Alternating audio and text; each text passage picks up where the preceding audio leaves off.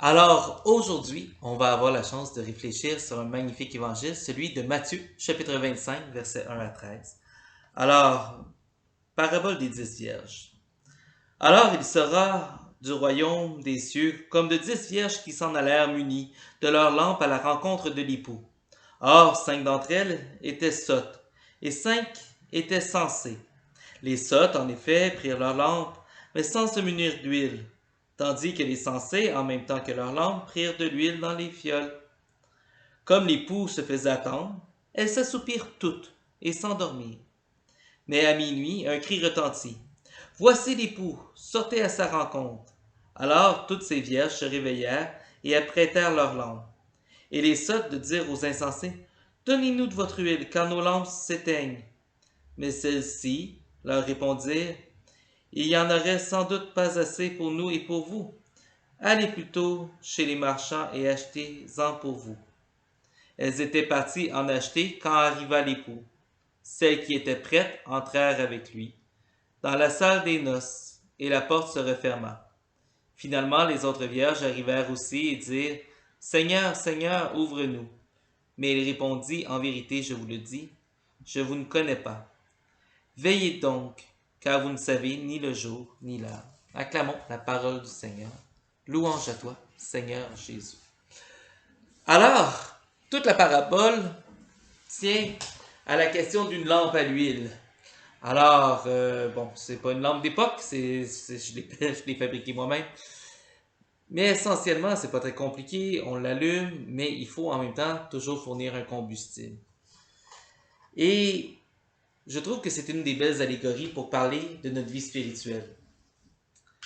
La réalité, c'est que en début, souvent quand on s'approprie Dieu en tant qu'adulte, quand on s'approprie, le mot est fort, quand on choisit d'adhérer à Dieu en tant qu'adulte ou si carrément on se convertit, quelque chose comme ça, on va être dans une effervescence. Et je dirais à la rigueur, on n'a pas beaucoup besoin de s'occuper de notre lampe parce que c'est pas mal Dieu qui fournit tout le carburant.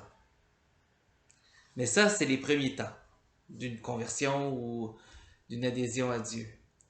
Arrive un moment dans la vie spirituelle où vient le défi d'alimenter sa langue.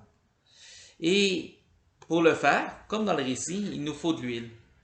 Alors, cette huile-là, euh, vous comprenez qu'on ne s'alimente pas en tant qu'être humain avec des combustibles. Il faut y aller avec autre chose pour notre vie spirituelle. Alors, j'ai défini quelques outils, quelques combustibles qu'on peut utiliser comme huile pour notre langue.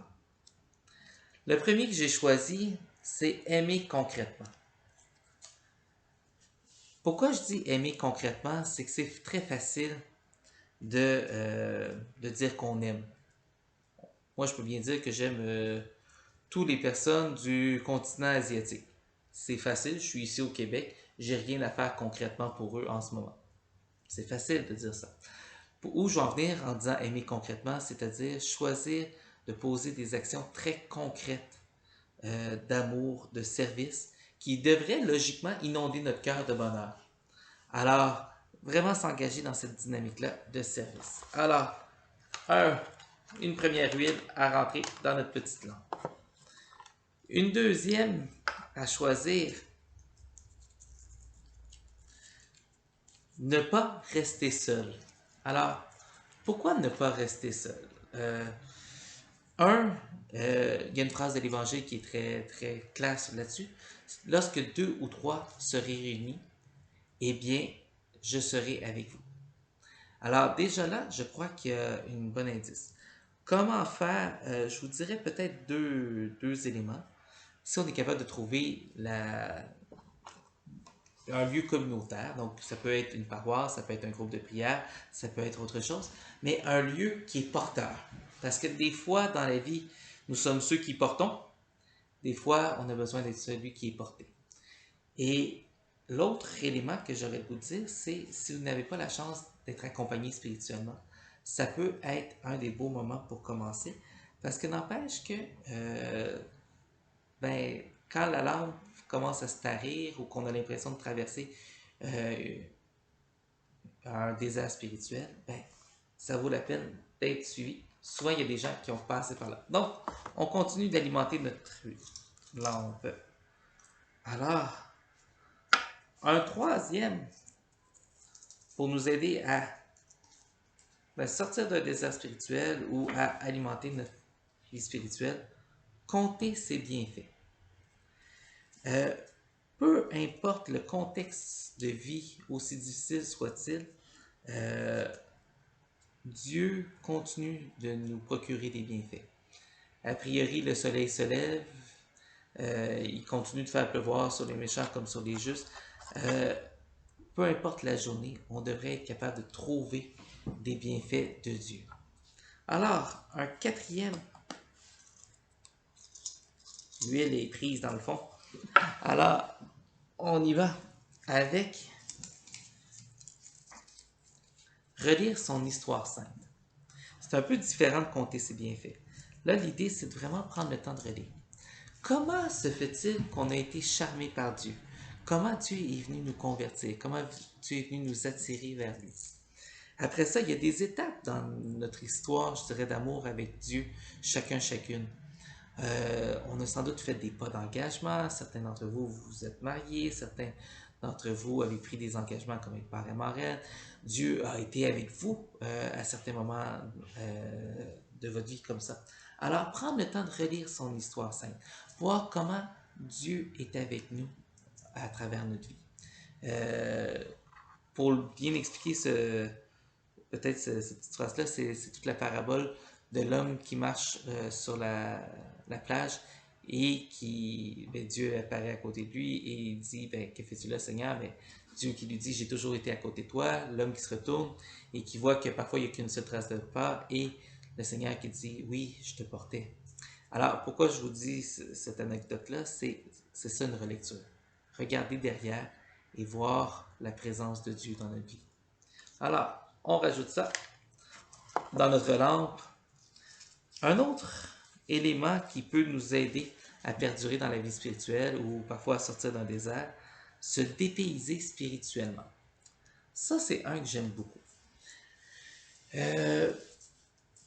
On a tous nos façons de prier. Ça peut être la liturgie des heures, ça peut être la messe, on a plein de façons de faire. Et parfois, malgré qu'on prie, on peut se sentir un peu sec à l'intérieur. On a l'impression que Dieu ne nous parle plus ou que Dieu ne nous écoute plus. Alors, où je veux en venir en disant ça, c'est que en se dépaysant spirituellement, on donne la chance à Dieu de nous parler autrement. Vous avez toujours été un grand fan de Saint François d'Assise, mais vous faites exprès d'aller visiter un petit peu la spiritualité ignatienne ou la spiritualité de Madeleine Delbrel. Vous sortez un petit peu de vos sentiers battus. Vous avez toujours prié avec la liturgie des heures. Vous essayez d'aller voir qu'est-ce que ça pourrait être la méditation chrétienne. Donc, vraiment se donner un outil pour se dépayser spirituellement. Alors, encore une fois, on vient alimenter notre petite lampe. Et le dernier carburant, c'est de demeurer fidèle dans la prière, tout simplement. Pour perdurer dans la prière, dans la vie spirituelle, ça demande une certaine fidélité. Parce que c'est pas magique. Toutes les relations, que ce soit une relation à un être humain ou une relation à Dieu, ça demande qu'à un moment ou l'autre, on y investisse un peu de temps, qu'on y investisse un peu d'amour. Alors, notre prière, c'est notre façon de demeurer en relation à Dieu, de demeurer en contact, de privilégier ce contact-là. Alors, le conseil d'avant, c'est de se dépayser spirituellement, mais sans nécessairement enlever ce qu'on faisait auparavant, parce qu'il faut essayer de garder autant que possible notre fidélité dans la prière pour s'assurer de garder le contact, même si parfois c'est un contact qui est aride, qui ne nous parle pas spontanément ou qui ne nous fait pas vibrer de l'intérieur comme au début de notre vie chrétienne. Malgré tout, il faut essayer de persévérer parce qu'on pense que par là, Dieu va venir nous parler. Alors, on met ça encore dans notre langue. Alors, pourquoi tenir sa lampe allumée? Parce qu'on croit que l'époux vient nous appeler, chacun, chacune d'entre nous, qu'il veut notre bonheur, qu'il veut être présent avec nous, qu'il veut nous accueillir dans son royaume, chacun, chacune de nous.